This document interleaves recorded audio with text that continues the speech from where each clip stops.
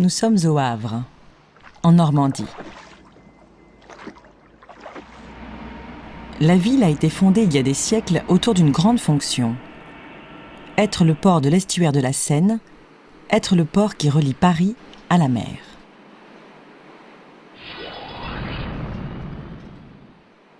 Ici, le littoral a été transformé sur des dizaines de kilomètres.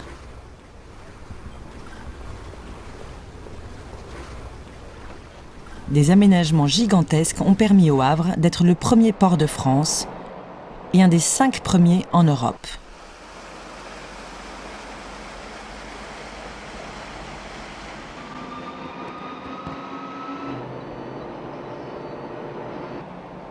Mais ces aménagements ont aussi modifié les équilibres écologiques de l'estuaire de la Seine.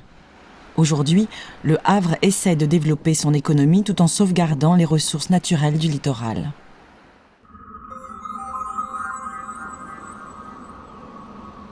L'aventure portuaire dans l'estuaire de la Seine a en fait commencé il y a plus de 500 ans, sur sa rive sud, à Honfleur.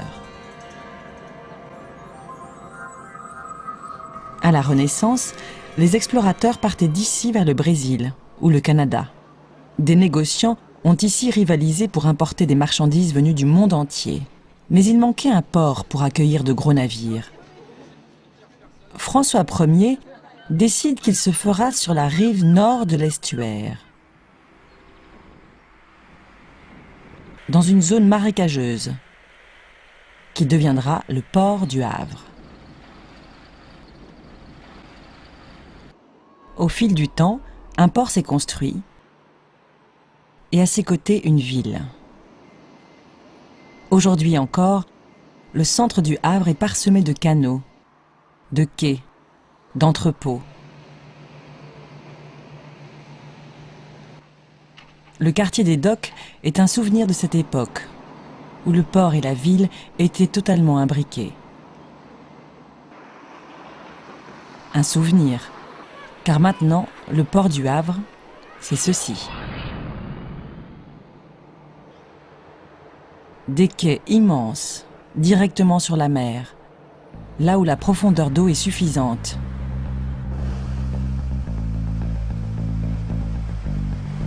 Des quais spécialisés aussi.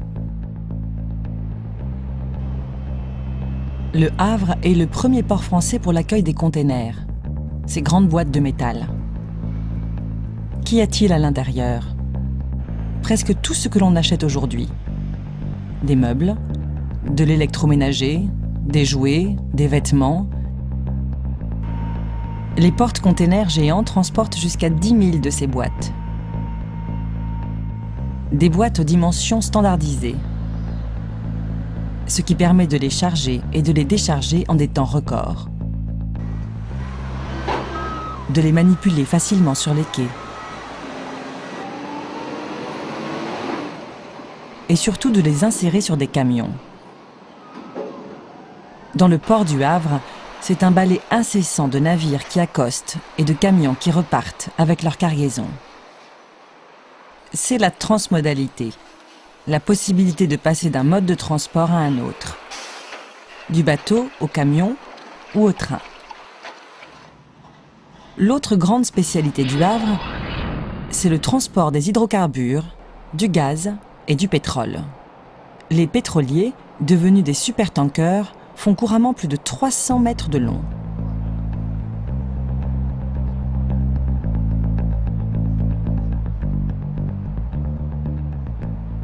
Près du port et des cuves de stockage, se sont installées des raffineries, parmi les plus grandes de France.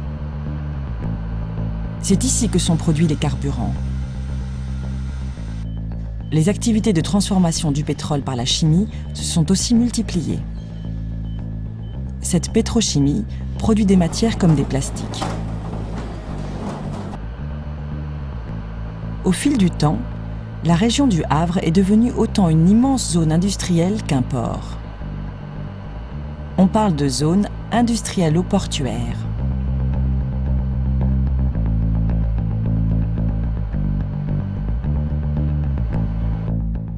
Cet espace est le cœur économique de l'agglomération du Havre. et de ses 300 000 habitants.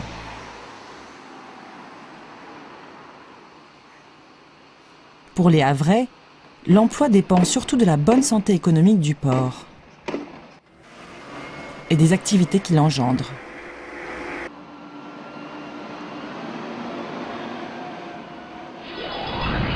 Mais il existe aussi au Havre une autre activité bien plus ancienne, la pêche.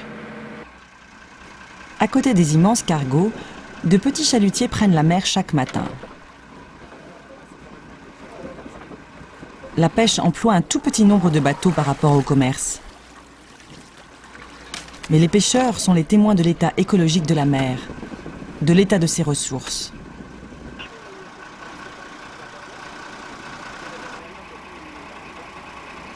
Car juste au large du port se trouvent des zones maritimes très riches en ressources naturelles. Crustacés et poissons abondent ici.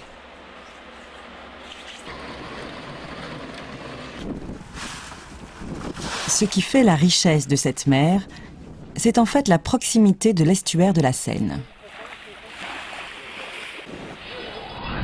Mais avec le développement du port et de l'industrie, cet estuaire a été complètement transformé. Ses rives ont été bétonnées pour créer des quais. Un tiers de l'estuaire est occupé par la zone industrielle-portuaire.